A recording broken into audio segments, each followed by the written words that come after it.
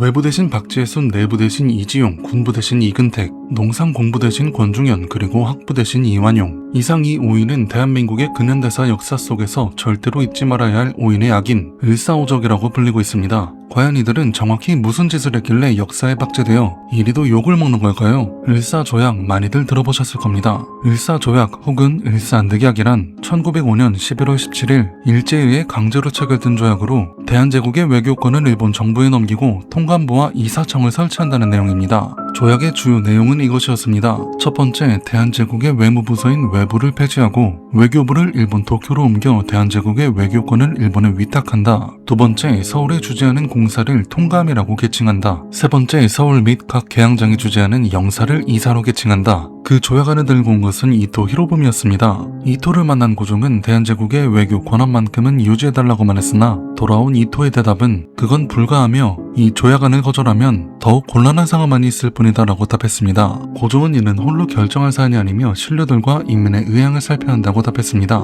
이토는 대신들에게만 의향을 묻는 것을 용인했습니다. 11월 16일과 17일 이토와 하야시 공사는 각각 대신들을 불러 모아 이틀간 조약안 체결에 협력을 요청했습니다. 8명의 대신들은 이번엔 고종의 의견을 들어야 한다며 거부를 했는데요. 하야시 공사는 대신들을 데리고 직접 일본군이 삼화방에 경비를 했던 경운궁으로 향했습니다. 이후 수시간 동안 진행된 어전회의 끝에 고종은 이토에게 국내부 대신 이재극을 보내 대신들이 조약을 반대하니 협의 확정을 유예해달라 전했습니다. 자신이 원하는 답을 듣지 못한 이토는 헌병대장을 이끌고 고종을 아련하고자 하였으나 고종은 이번엔 몸이 좋지 않다는 핑계를 대며 아련을 거부하였습니다. 이토는 그대로 어전 회의장으로 찾아가 대신들을 협박하기 시작했습니다. 그 자리에는 총 8명의 대신들이 있었는데요. 그중 이토의 겁박에도 굴하지 않고 반대를 한 이는 총 3명이었습니다. 참정 대신 한규설, 탁지부 대신 민영기, 법부 대신 이하영. 참정 대신 한규설은 이토에게 울분을 토하다가 일본 헌병에게 끌려가 감금까지 당했습니다. 나머지 5명은 이토가 무서웠었을까요? 아니면 북이 영화를 노리고 싶어서였을까요? 결국 조약에 찬성을 하고 맙니다. 그 조약이 을사조약이었고 조약에 찬성한 5인은 이후 을사오적이라고 불리게 되었습니다. 이토는 8인 중 5인 과반 이상이 찬성을 하였으니 이 조약안은 가결되었다라고 일방적으로 선언하였고 외부 대신의 직인으로 날인을 하여 1905년 11월 17일 을사조약은 결국 체결되고 맙니다.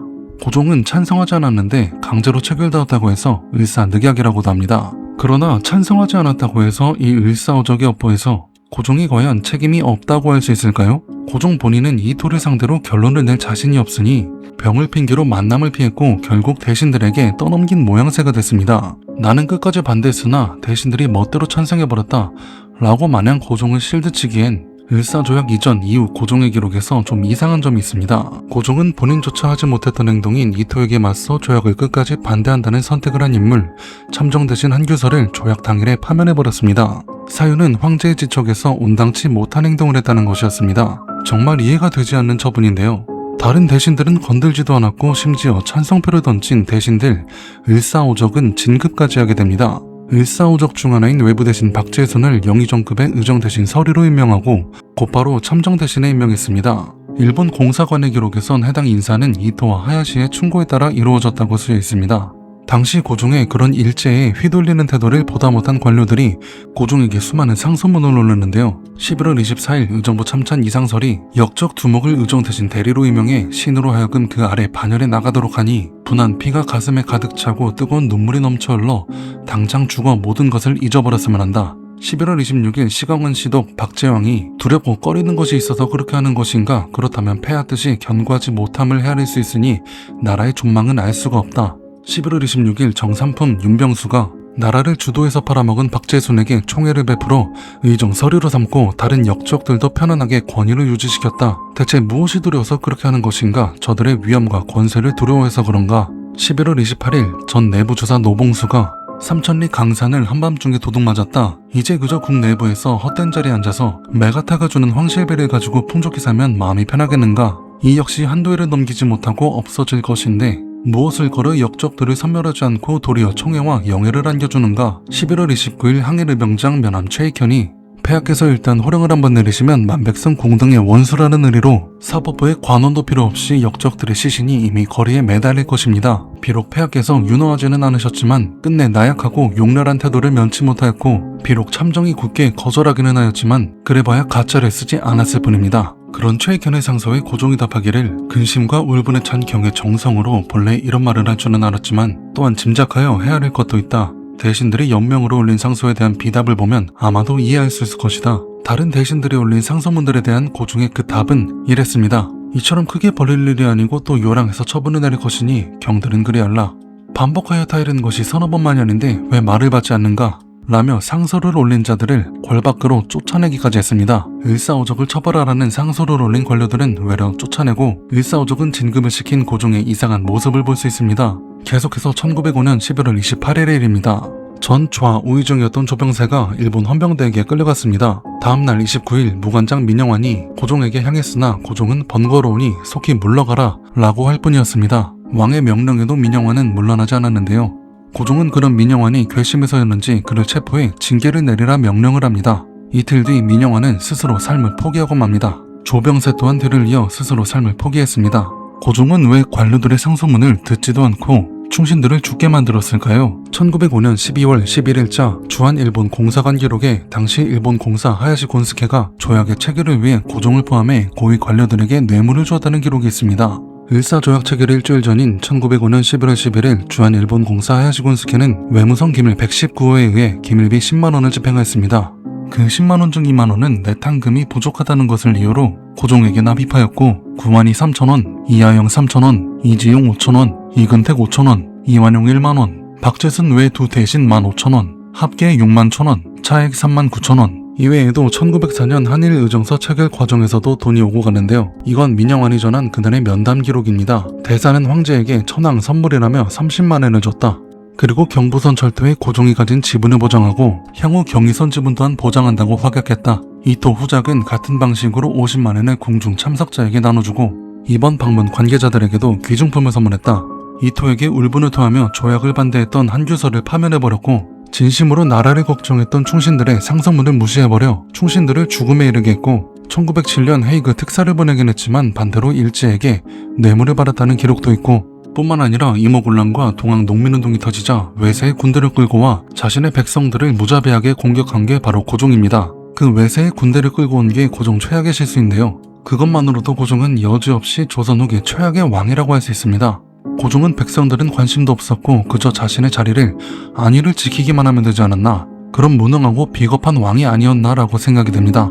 아울러 고종을 넘어 대한제국 조선 황실은 일제가 준 왕공족이라는 신분을 갖고 이후에도 잘 먹고 잘 살았다는 말이 있습니다. 다시 을사오적의 이야기로 돌아와서 각 을사오적의 인물들은 무슨 짓을 저질렀는지 간단하게만 정리해보겠습니다. 먼저 박제에서는 1984년에 일어난 동학 농민운동을 일본군과 경군과 함께 토벌한 전적이 있습니다. 전년도인 1983년에는 민시정권의 명령을 받아 청나라에서 파견된 위안스카이를 만나 청나라 군사 파병 문제를 의논했습니다. 폭정에 지쳐 들고 일어난 농민들을 외세의 군대 힘을 빌려 농민 진압에 큰 공을 세운 이가 바로 박제손입니다. 박제손은 1910년 8월 내부 대신으로서 경술국지 한일 합병조약 체결에 참석해 찬성함으로써 경술국적으로 지탄을 받았습니다. 그나마 박제손이 한 것 중 긍정적으로 볼만한 것은 일본 정부는 1905년 2월 22일 시네마현 지방고시로 독도를 일본령으로 편입하는 조치를 했습니다. 1년 후인 1906년 3월 28일 시네마현 시찰단은 독도 시찰을 위해 울릉도로 왔습니다. 그때 울릉도 군수였던 심응택은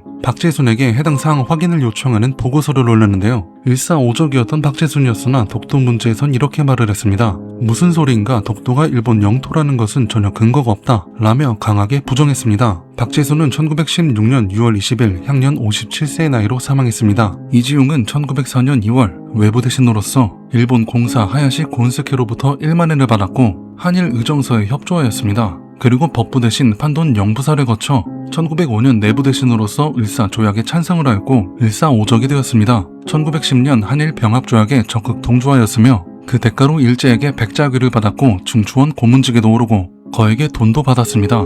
이지용은 그 막대한 은사금 등을 화투판에서 도박을 하며 탕진을 해버렸습니다. 나라를 팔고 호의호식하며 자기도 받고 그 돈으로 도박꾼이 되어버린 겁니다. 이지용은 1928년 6월 30일 향년 57세의 나이로 사망했습니다. 그리고 사망하면서 유언을 남겼는데요. 일본에게 속았다였습니다. 이근택은 1882년 이모 곤란 당시 충주로 피신해 있던 민비에게 생선을 진상하며 눈도장을 찍었고 이후 민비가 환공하면서 벼슬 길에 오르게 됩니다. 전형적인 기회주의자로서 을사조약 이후 민중들에게 노려졌기에 일본군의 호의를 받으며 출퇴근을 하였습니다. 한일합병 이후 조선 총독부로부터 자작자규를 받았고 역시나 중추원 고문이 되었습니다. 1919년 12월 17일 향년 54세의 나이로 사망했습니다. 권중현은 개화파 관료로 갑오개혁에 참여하였고 1896년 7월 독립협회에도 참여했고 10월 독립협회 위원으로 선출되기도 했습니다. 그러나 점점 친일 행보를 보이더니 1905년 을사조약에 적극 찬성하여 을사오적이 됩니다. 권중현은 조약 체결 다음날 을사오적 중 유일하게 고종에게 상소를 올렸는데요. 이번에 한국과 일본 두 제국 사이에 새로 체결된 조약이 비록 추호도 황실의 존엄과 내정의 자주와 관계가 없는 것이기는 하지만 국권을 잃고 나라의 체면을 손상시킨 것으로 말하면 잠못 이루다 말할 수 없는 것이 있는 것입니다. 그런데도 신은 시종 힘껏 저항하여 나라를 위해 목숨을 바치지 못하고 눈 깜짝할 사이에 상호 간에 조약이 체결되는 것을 보았습니다. 신하의 명분에 비추어 볼 때 무슨 죄를 받아야겠습니까? 우선 신의 현 직책을 거두는 동시에 해당 형률로 처벌하시어 온 나라에 사죄하게 해주소서. 이에 고종은 굳이 이렇게 인책할 필요 없으니 경은 사직하지 말고 공무를 행하라 라고 답했습니다. 권중현은 1907년 군부 대신이 되어 의병운동을 탄압하였고 같은 해 10월 대한제국을 방문한 일본 황태자를 환영하기 위한 행사를 주도했습니다. 1908년 11월 일본 정부에게서 우길 대수장을 받았습니다. 1910년 한일합병 이후 자작자규를 받았고 은사금 5만원을 받았습니다. 1919년 3.1운동 당시 눈치가 보였는지 자기 반납 의사를 밝혔으나 일본은 거절했습니다. 권중현도 마찬가지로 중추원 고문과 조선사 편수회에 고문이 되었습니다. 권중현은 가장 이중적인 모습을 보인 을사오적으로 1934년 3월 19일 향년 79세의 나이로 꽤 장수를 하고 사망했습니다. 이완용은 처음엔 친미주의자였습니다. 1895년 친미 칠러 연합세력 정동파를 이끌며 일본의 국정 간섭을 막고 고종을 중심으로 개혁 정권을 구축하는 게 목표였습니다. 근대적 초등교육기관 설립을 위한 소학교령을 제정하였고 당시 최고 학문기관이었던 성균관을 개혁하여 각국의 지리, 수학을 도입하였습니다. 그러나 같은 해 10월 을미사변이 터졌고 반일 친미 세력이었던 이완용은 실각하게 됩니다. 이완용은 곧바로 미국 공사관서기관 알렌의 도움으로 미국 공사관으로 피신을 했습니다. 다음해 아관 파천 이후 이완용은 복귀를 하는데요. 이후 이완용은 독립신문의 발간 및 독립협회의 창설을 지원하게 됩니다. 독립문 정초식에서 이완용은 이런 내용의 연설을 합니다. 조선인이 합심하여 미국과 같은 세계의 부강한 나라로 독립해야 한다. 여기서 말하는 독립은 그동안의 청나라와의 사대 관계를 청산하는 것과 동시에 일본과 러시아 등 모든 열강 세력으로부터의 독립을 의미합니다. 그러나 아관 파천 후 러시아의 간섭이 너무 심해지자 칠러였던 이완용은 발러로 돌아섰고 러시아의 지속적인 압박에 1897년 고종은 이완용을 평안남도 관찰사로 보내버렸습니다. 좌천된 거죠. 그 다음부터가 문제인데요. 1905년 9월 러일 전쟁에서 일본이 승리를 하면서 이완용은 학부 대신으로 복귀, 친미주의자에서 친일파가 되어 돌아왔습니다. 이는 오로지 대세를 따른 판단이었는데요. 이후엔 익히 알려진 친일 매국 행보를 보입니다. 1905년 을사조약 체결, 1907년 정미 7조약 체결,